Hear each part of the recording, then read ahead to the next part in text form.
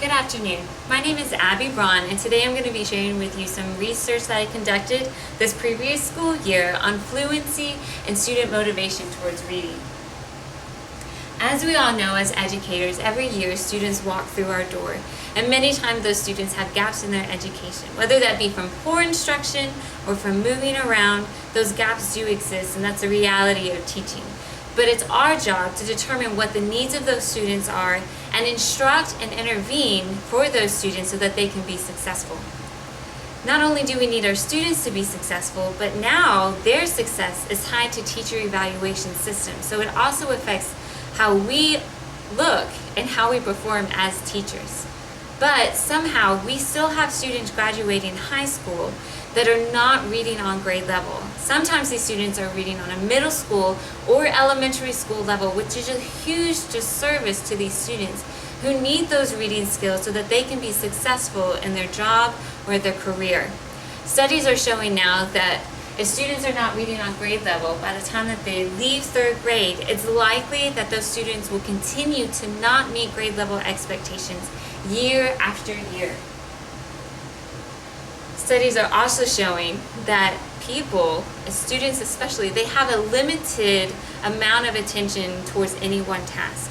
So when students are reading a passage and they're spending so much time and their thoughts and energy focused on decoding a word and sounding it out and breaking it apart, very little or no attention is given to comprehending the text and drawing meaning out of that text.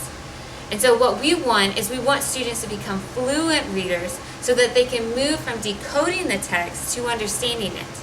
Because as we know, when students get older and they're tested, they're not going to be able to read a passage on a test and automatically draw meaning from that text and comprehend it if they're not fluently reading that passage. And so that is the reason that I'm focusing on fluency and the importance of fluency, because it's a bridge between decoding a text and understanding a text. The purpose of this study is to increase reading fluency achievement scores in the school. I want students to be able to fluently read so that we can move from decoding to comprehension. I'm focusing on the strategy whole class choral reading to see the impact that it has on fluency scores. And I want students to become more motivated and better readers. So, when I was looking for literature and research, I've looked at 3 different areas. I looked at fluency, motivation, and instructional strategies. When it came to the research on fluency, a lot of the articles and journals that I read, they talked a lot about the definition of fluency and how it's changed over the years. Fluency used to be looked at as just rate.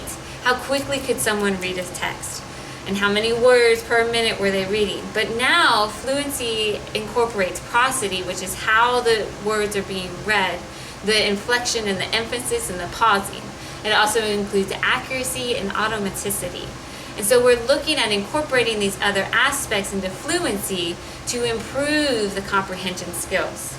Because what happened was, with fluency, there used to be, with that push of just how quickly can you read something, word calling became an issue, which is when students were able to see the words and recite the words and they could read the passage perfectly, but they didn't understand the text, which again becomes a huge issue when students are being assessed and they can't understand the text. If they can't understand it, they're not going to be able to answer the questions that have to do with that passage.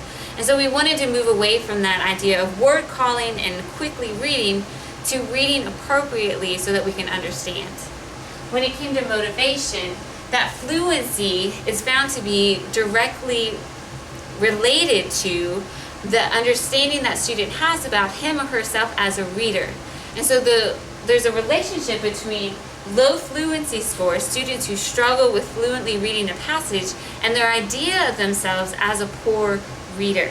And so we want our students to be fluent readers so that they can be motivated readers and successful readers.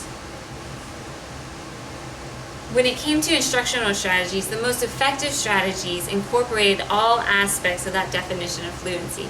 So it incorporated prosody, accuracy, and automaticity. And so some of the strategies that I found in the research were the fluency ADO, fluency-oriented reading instruction, and whole class choral reading. I chose whole class choral reading as the strategy to implement just because it can be incorporated into the daily schedule without taking much time. It's about 5 or 10 minutes a day, and you use it with the entire class. But it's also flexible enough where you can also incorporate it into a small group setting. And so I believe that it was a beneficial and practical strategy to implement in the classroom. Here's some of my references.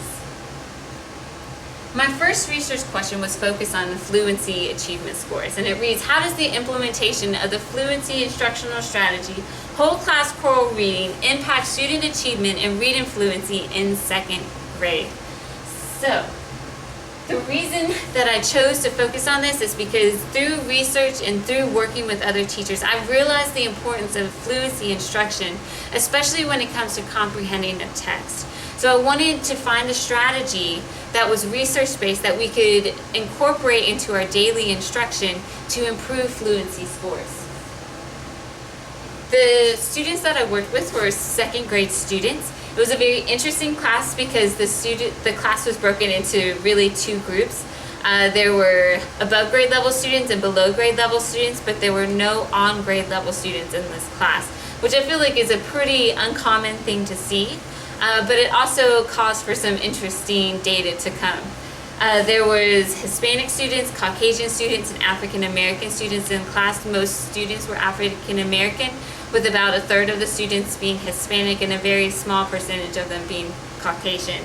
There were ESL students receiving services, ECE students receiving services, and the majority of the students were free or reduced lunch. There were 3 tools that I used when it came to implementing this strategy. The first tool was a grade level passage with comprehension questions that I used to gather assessment data. There was the poem Zoom Zoom, which I used in a small group setting.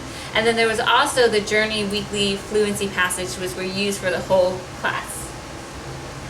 The grade level fluency passage, as you can see it here, I used this to gather my baseline, my midpoint, and my final assessment scores.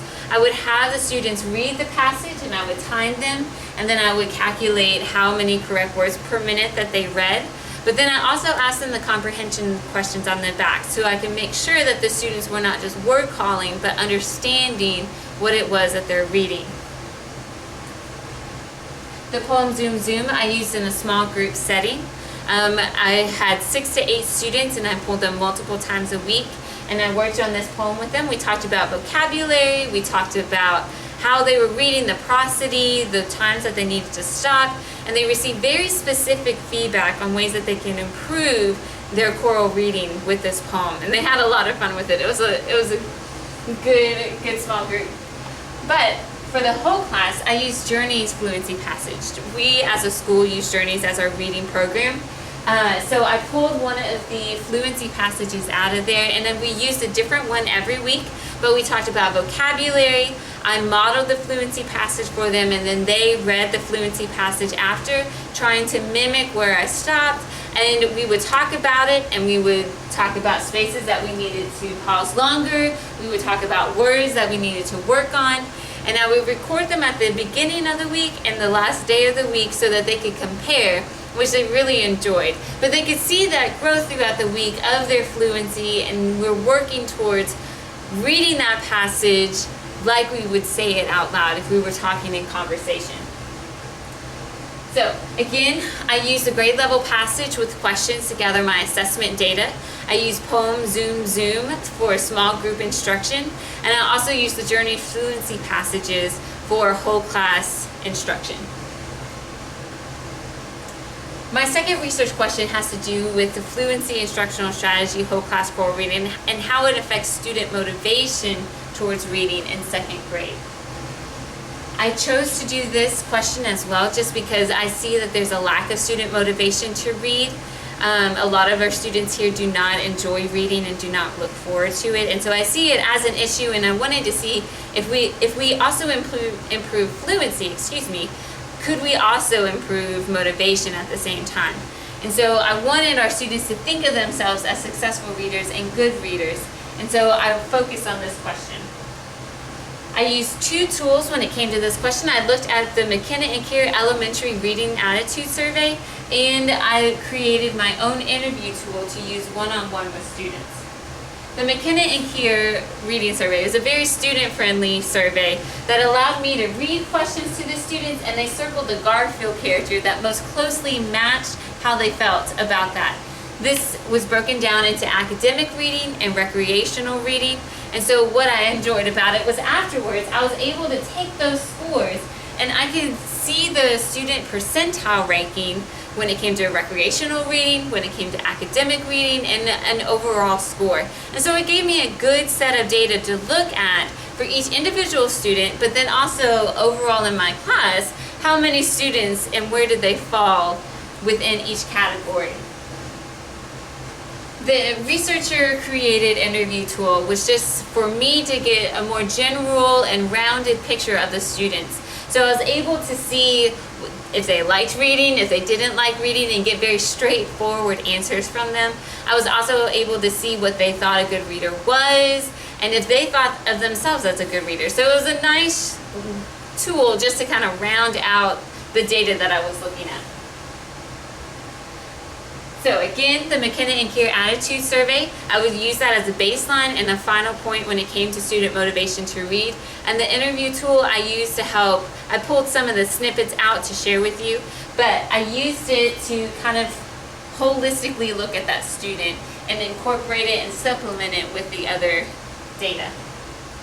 So this is a snapshot of my fluency baseline scores. And if you can tell, my ECE students, they started out reading 3 correct words per minute. Now, if we want our students to read 90 words per minute by the time that they leave 2nd grade, these students have a long way to go. But also, my African American students were reading on average 15 correct words per minute. Again, that's a huge gap from where they need to be. And then my below grade level students on average were reading 8 correct words per minute. And so I'm looking at these lower scores to move them up, but I'm also noticing across here that, and this research was conducted mid to early spring, but I still, even my above grade level students were not really where they needed to be. Not far, but not really where they needed to be in the school year. So breaking this down a little bit more, here's my baseline fluency scores for my African American students.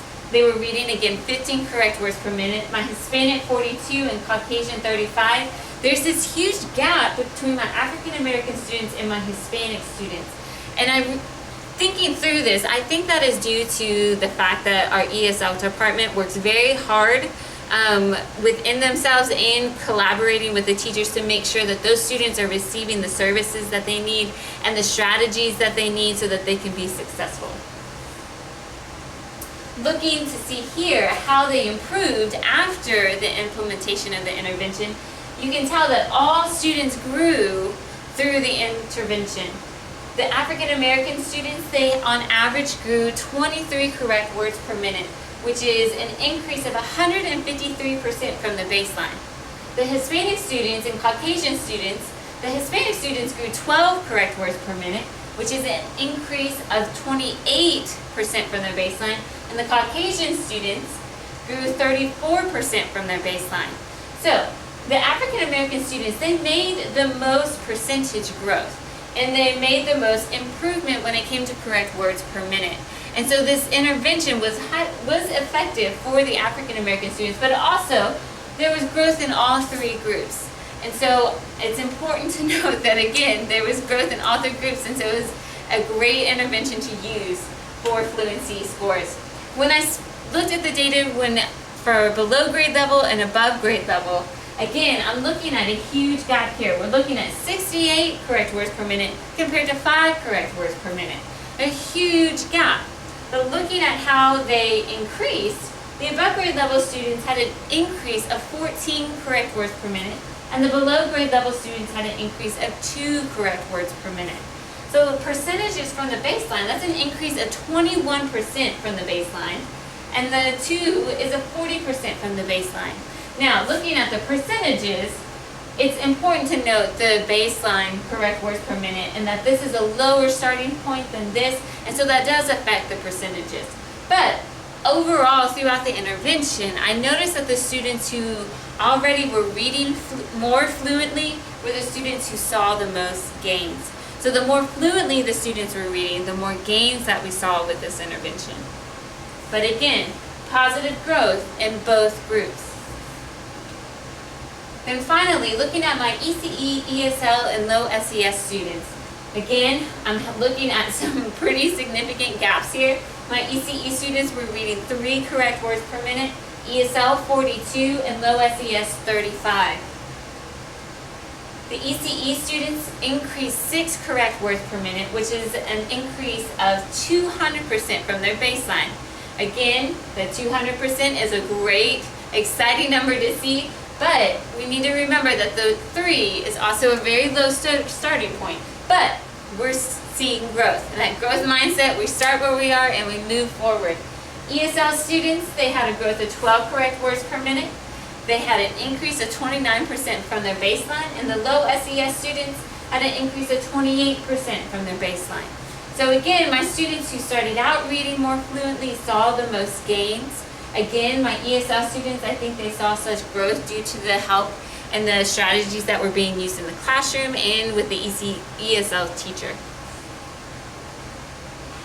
So, in summary of this part of my research, growth was made by all students. And so it showed positive growth in fluency achievement scores after the implementation of the intervention whole class choral reading.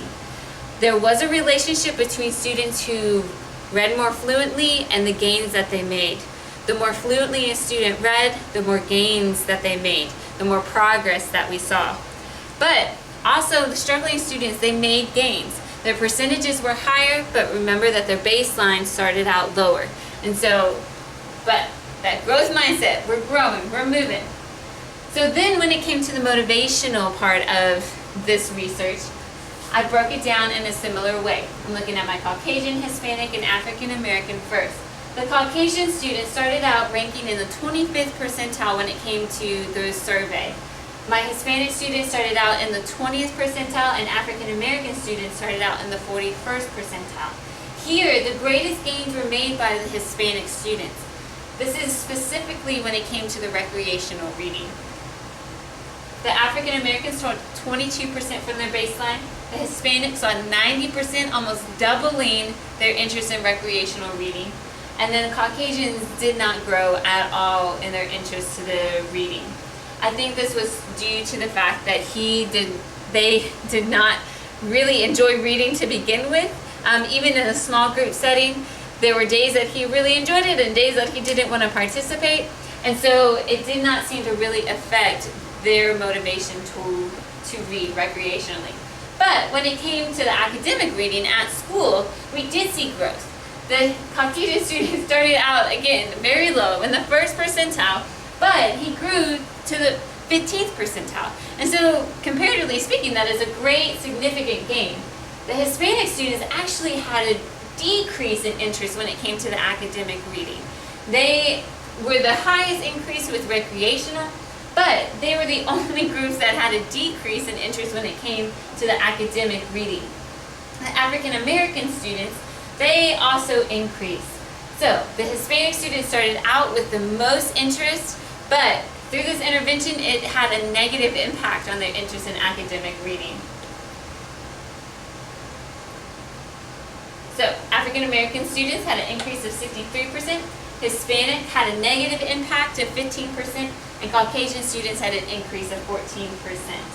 Overall, the Caucasians had an increase of 7 percentile points. Hispanics had an increase of 1 percentile point, so averaging that out, it was a very small gain. It was still positive, but just barely positive. African American students had an increase of 19%.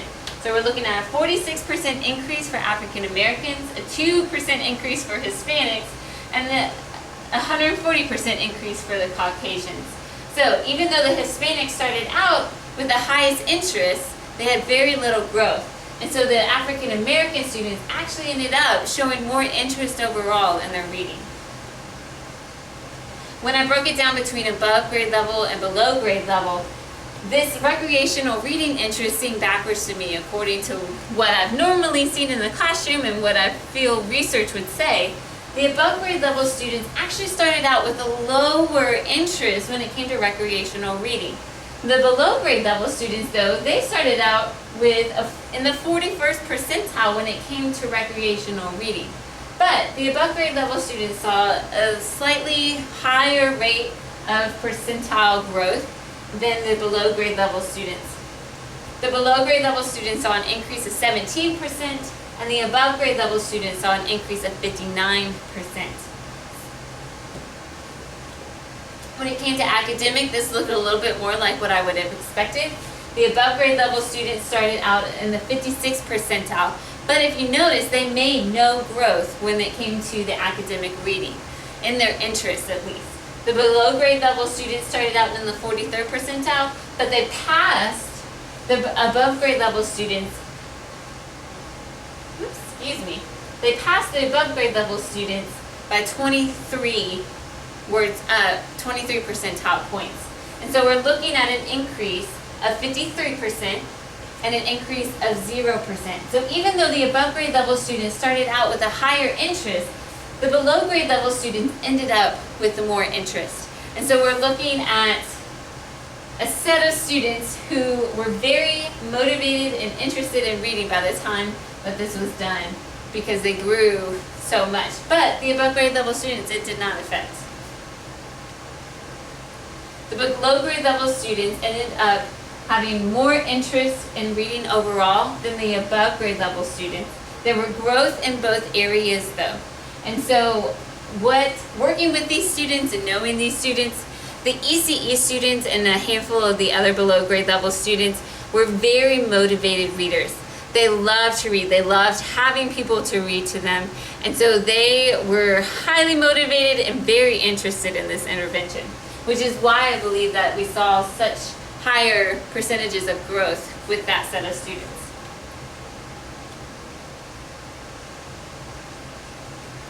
Okay, when it came to the low SES, ESL, and ECE students, there were growth in all areas. The ECE students started out in the 52nd percentile. Again, they were a very motivated group of students who loved reading. The ESL students started out in the 20th percentile, and the low SES students started out in the 33rd percentile. The ECE students saw a gain of 15% from the baseline. The ESL students saw an increase of 90% from the baseline. And the low SES students saw an increase of 36% from the baseline. So again, those ESL students, they almost doubled their interest when it came to the percentile ranking. But when it came to academic reading, these were not the exact same set of students, but there were some overlapping. The ESL students saw a negative increase when it came to the academic reading interest. And so that could have been from the texts that were selected. It could have been from they weren't feeling it that day when they took the finals assessment when it came for the academic and the recreational interest.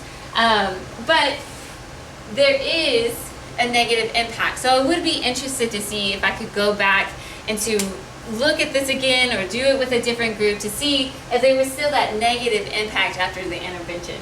The low SES and the ECE students, though, did have a positive growth. ECE had a great 172% from their baseline. They had a great percent from their baseline.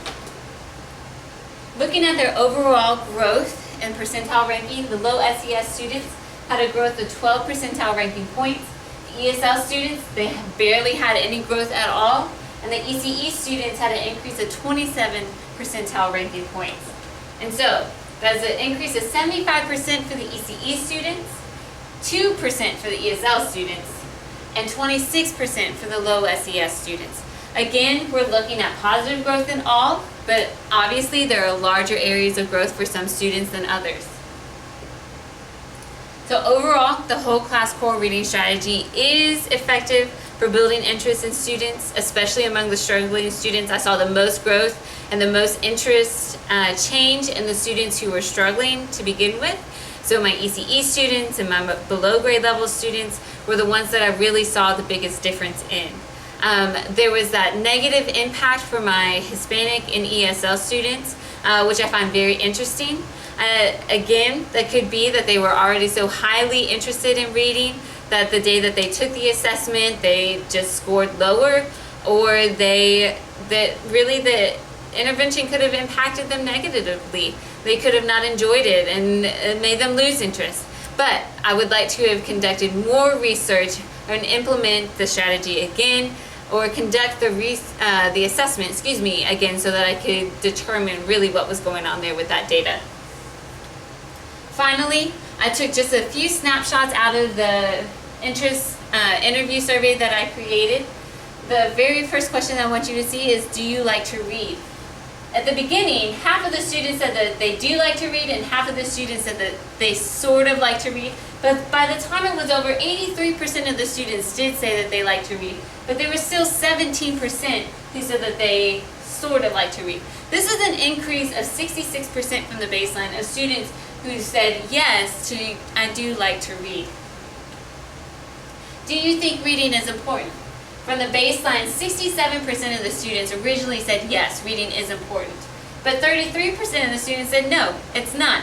And a lot of those students said that it's because they only read at school, or they only have to read for tests. When it came over here though, after the intervention, 83% of the students said that yes, they do like to read, and 17% said no. So there were still a few students who said no, they don't like to read, and it was the same students who said that it was only reading for school and they don't really read at home. But there was an increase of students who said that they do think reading is important. This is a change of 24% from the baseline.